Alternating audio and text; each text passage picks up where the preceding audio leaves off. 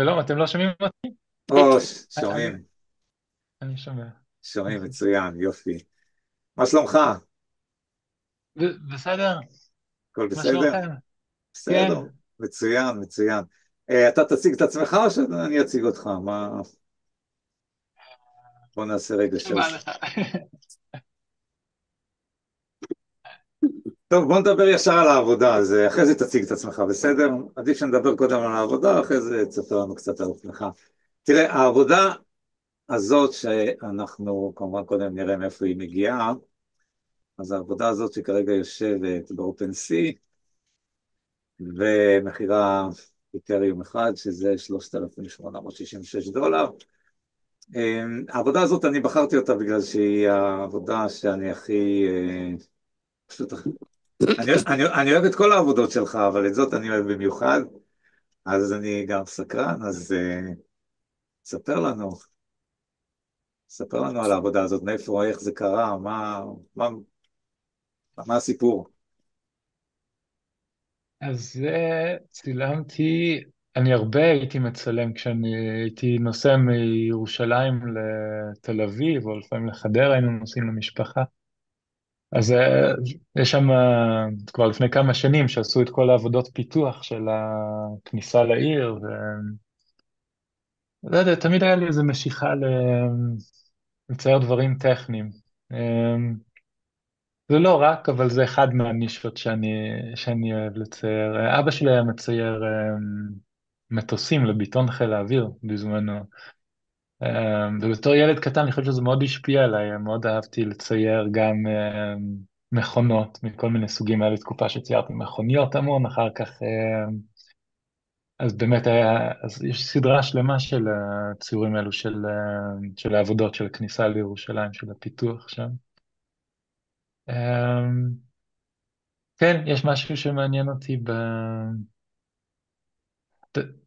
דווקא אולי בגלל שזה קצת קשה, יש בזה משהו מאתגר לצייר דברים כמו הגלגלים פה, זה מה שבאמת אני חושב משך אותי בצילום הזה.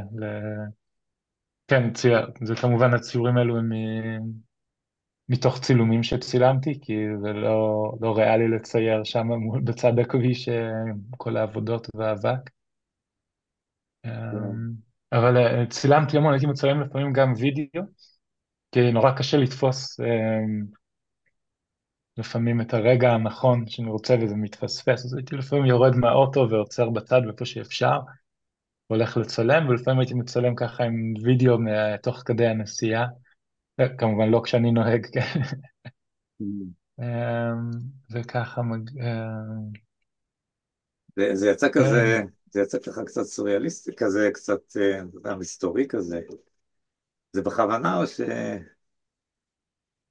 אמ, כן, אמ, אני אוהב קצת יש ימים כאלו שיש אובך כזה. חזק לפעמים בירושלים, שזה נותן איזה, כן, אווירה כזאת, אטמוספירה, מאוד מרגישים את האוויר, שזה קצת כמו שקורה בערפל. אז האמת שפה אני כביכול שתלתי אותו בתוך האטמוספירה הזאת, כי כשצילמתי את הצילום הזה ספציפית לא היה אובך, אבל אהבתי את האווירה הזאת, אז הפכתי אותו ככה לקצת יותר אטמוספרי.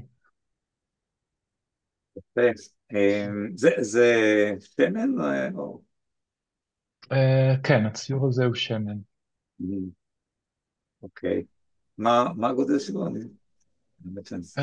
הוא יחסית מהגדולים שלי, אני חושב שהוא בערך 60 על מטר 20, משהו כזה, אני לא זוכר במדויק, אבל פחות או יותר. ארין, אני רציתי לשאול, זאת ללית, מה שלומך? היי, שלום, בסדר? גמור, מה שלומך? בסדר, אני רציתי לשאול על הבחירה לצייר את זה דווקא בשמן? אתה מצייר גם רק בשמן או בעוד טכניקות? ניסיתי את כל הטכניקות שיכולתי, אני חושב, אני יוצא הרבה בשמן ואקריליק, וגם עפרונות וצבעי מים, גם דברים ממוחשבים, אני עובד בפוטושופ, וגם בזמן האחרון גם התנסיתי קצת עם כל מיני טכנולוגיות חדשות יותר, כמו בינה מלאכותית, או, כן, זה, אני משחק עם כל האפשרויות שאני מוצא. אה, פחם, גם היה לי תקופה שציירתי הרבה עם פחם. אה, כן, לכל טכניקה יש את היתרונות והחסרונות שלה. אה, כל אז אתה יכול מדיום. להרחיב אולי למה פה דווקא הבחירה היא לצייר בשמן או בצילום הזה? אה, אני, בדרך כלל אני מתחיל את הציורים שלי בעיפרון ואקריליק, בכל מקרה, ואז עולה על בשמן במקרים מסוימים. היתרון של שמן על אקריליק, אה, יש דהייה כזאת לצבעים, של נגיד בצבעי מים, בזמן שמיישמים אותם, הצבעים מאוד עזים, וכשהם דוהים, כשזה מתייבש, זה הרבה פעמים דוהים וזה מאבד את האינטנסיביות של הצבע, זה נהיה קצת יותר אפרורי. באקריליק גם יש משהו מזה, אבל הוא לא עד כדי כך חמור כמו בצבעי מים נגיד, ובשמן זה כמעט מושלם, זאת אומרת הצבע שמערבבים זה הצבע שנשאר והוא מחזיק גם לשנים וגם הוא, אין הבדל, זאת אומרת הוא לא ממש מתייבש בגלל השמנוניות שלו, הוא בעצם מחזיק את הגוון. ולפעמים בדקויות זה קצת הולכים לאיבוד באקריליק, אז אם אני מפתח משהו מעבר לרמה מסוימת, לפעמים אני מרגיש את הצורך לעבור לשמן. פה גם יש קצת טקסטורה, קשה להרגיש את זה ככה בצילום, אבל שזה גם, השמן משרת קצת יותר, יש לו טיפה יותר גוף מאשר האקריליק. אה, יפה, אם כבר הזכרת אה, אם הזכרת כבר את ה-AI, אז מה אתה יכול להגיד לנו על זה? זה מעניין לשמוע דעת של אומן. אה, בגד... אה, אני אגביל את עצמי בתחום של הציור או בכלל? כי יש כל לא, מיני תחזיות. לא, ציור, ציור. אותנו מעניין ציור. ציור, כן. בסדר גמור. אה, כשאני עבדתי, ניסיתי כמה מהם, הכי רציתי, זה כבר, עשיתי הפסקה של כמה חודשים עם זה, אז אני לא ממש בקיא. זה היה לפני חצי שנה, התעסקתי עם מיד ג'רני, שהוא דרך הפלטפורמה של דיסקורד, שהוא כן, הכי רציני שאני נתקלתי בו, מבין כל המתחרים. יש הרבה שיודעים לייצר אימג'ים, אבל הוא באמת הרגיש לי רמה אחת מעל כולם. אה, יש, יש את העניין של עד כמה הוא מבין את הפרומפטים שנותנים, שבאף אחד מהם, נגיד, הוא מרגיש לי שהוא עוד לא חד כמו נגיד צ'אט GPT. צ'אט GPT זה מרגיש שהוא ממש מבין אפשר לדבר איתו על נושאים מורכבים ולקבל תשובות לפעמים שקריות, אבל תמיד שהן לפחות קשורות ישירות לשאלה, ומבינים שהוא ממש מבין לא, כל השאלות שנותנים לו. אני וב... אחדד, אני אחדד קצת. יותר עניין אותי כן, לשמוע את הדעה שלך לגבי התחרות של זה מול האומנים, מול האומנות. לא כל כך, אנחנו מכירים צ'אט GPT, אנחנו מכירים את הטכנולוגיה מבחינת היכולות כן. שלה. באופן כללי, זאת אומרת, איך אתה בתור אומן מרגיש עם זה שהיום כל ילד, לא יודע, עושה אומנות, הרי אפשר גם ללמוד את הסגנון שלך, היה יכול ללמוד את הסגנון שלך, ומישהו יכתוב, תייצר לי כזה וכזה בסגנון של ירין, למשל. אמ, אני לא מפחד אישית מהתחרות. לא בגלל שאני חושב שאני בהכרח מעל זה, אבל זה לא... יותר מעניין אותי האפשרויות שזה יכול לפתוח. הבנתי. אני חושב כל טכנולוגיה חדשה היא... טוב, פה יש אולי סכנות אחרות גם, אבל היכולות שזה יכול לתת הן מדהימות. אני לא ישנתי כמעט איזה 3 ימים, הייתי בהזיה כשהורדתי את דיסקורד. זאת אומרת, הלכתי לישון, אבל כל הלילה המשכתי לכתוב פרומפטים בראש, ממש הייתי זה משהו אחר. הוא מייצר אימג'ים ברמה מאוד גבוהה, ומתוך פקודות, זה לא רק מתוך פקודות, יש המון אפשרויות משחק שם. זה מאוד מרשים. אפשר לדוגמה לקחת צילומים, זה דבר אחד שעשיתי הרבה, דברים שאני צילמתי, ואני מעלה אותם, ובעצם אני יכול לשלוף מתוכם פרומפטים. זאת אומרת שהוא יכתוב איך הוא רואה את הדברים שלי, ואז אני יכול לערוך את הטקסט ולהחזיר את זה חזרה, ונוצר מין לופ כזה שיכול להיות מאוד מעניין. היה. אמ, אני שומע, וזה נותן, כאילו ממש אפשר לדמיין בצורה, לא יודע, זה, זה משהו אחר, האזורי. אני ואתה שומע, לא מפחד מזה שאתה מעלה את זה, ובעצם יוכלו להשתמש בו? האם אני חושש לא, לא כן. הבנתי, סליחה. הרי ברגע שהעלית את התמונה, את הצילום שלך, אז מחר הוא יכול בעצם להציע אותו, אם מישהו יקיש את הפרומפט הקרוב לזה, הוא יכול לקחת אלמנטים, או בכלל, בהכרח, לא? בהחלט, כן. כן, אבל זה לא, אני לא יודע אם זה מאוד מפריע לי. את צודקת, מבחינה טכנית זה לגמרי נכון. זה גם, יותר מזה, נגיד, רוב העבודה בדיסקורד נעשה בעצם בצ'אט שהוא פתוח. זאת אומרת, אנשים אחרים יכולים, אם אני משלם, נכון, אני הבנתי. יכול לעשות את זה בפרטיות, אבל לרוב זה קורה בצ'אט שהוא פתוח. ואני גם השתמשתי בדברים של אנשים אחרים, ואנשים אחרים השתמשו בשלי, ואין לי בעיה עם זה. זאת אומרת, יש בזה יצירה שהיא, לא יודע, זה תגלית, זה משהו משותפת. חדש, וזה כיף לראות גם איך אנשים אחרים עובדים, ואיך... כי, זאת אומרת, הפרומפטים נכתבים באנגלית, אבל הרבה מהם, הרבה ממה שקורה שם הוא לא... זו שפה מאוד מקצועית לפעמים, שאני לא מכיר מתמצא עד הסוף. כן, זה דברים לפעמים מתוך, כי זה קצת אסוציאטיבי, זה מוזר איך שהוא מפענח את הדברים. אז יש שם לפעמים ממש פקודות שהן סוגים של מצלמות ועדשות מאוד ספציפיות שאני לא מכיר. נגיד, אני לא ממש מקצוען בזה, אני קצת אז מה ניסיון עם המטרה צילום, שלך אבל בעצם כשאתה משתמש בו? זה לצורך השראה, זה לצורך איזשהו outcome שאתה רוצה שהוא יהיה משהו שהוא שילוב של הפיזי וה-AI או... רצו לי הרבה מחשבות כאלו בראש. בינתיים לא עשיתי איתו הרבה שימוש, נגיד, של דברים שמכרתי או משהו כזה. זה לרוב משחק בינתיים. זה משהו, זה חדש מדי בשביל, אני מרגיש שיש שם כל כך הרבה אפשרויות אתה יודע, לא יודע, אני עדיין מרגיש כמו ילד שמנסה לגלות את זה יותר זה מאוד מעניין מה שאתה אומר, כי שמעתי את זה מהרבה אומנים, שני דברים שאמרת, אחד זה שלא מפחדים מזה, רוב האומנים שאני דיברתי איתם עד היום לא מפחדים, ההפך, ורוב האומנים גם עושים דברים כמו שאתה עושה, זאת אומרת, הם יצירתיים בצורת השיחה איתו, זאת אומרת, כמו שאתה אמרת, שאתה מראה לו צילום, ואז הוא כותב לך, ואז אתה משנה את זה, אז שמתי לב שהרבה אומנים באמת עושים יצירה בשיחה, בצורת הידברות. אז ככה אוקיי, אני שומע, אנחנו תמיד שואלים את השאלה הזאת, כי היום זה קורה AI, אבל זה מעניין לשמוע שרוב האומנים הם פחות או יותר, יש להם את אותה גישה, לא מפחדים. היה לכאורה צד שיפחדו, אבל נראה שלא מפחדים. יפה. אז אני אולי מפחד קצת מההשלכות היותר גדולות של זה. הגבלנו את עצמנו פה לציור.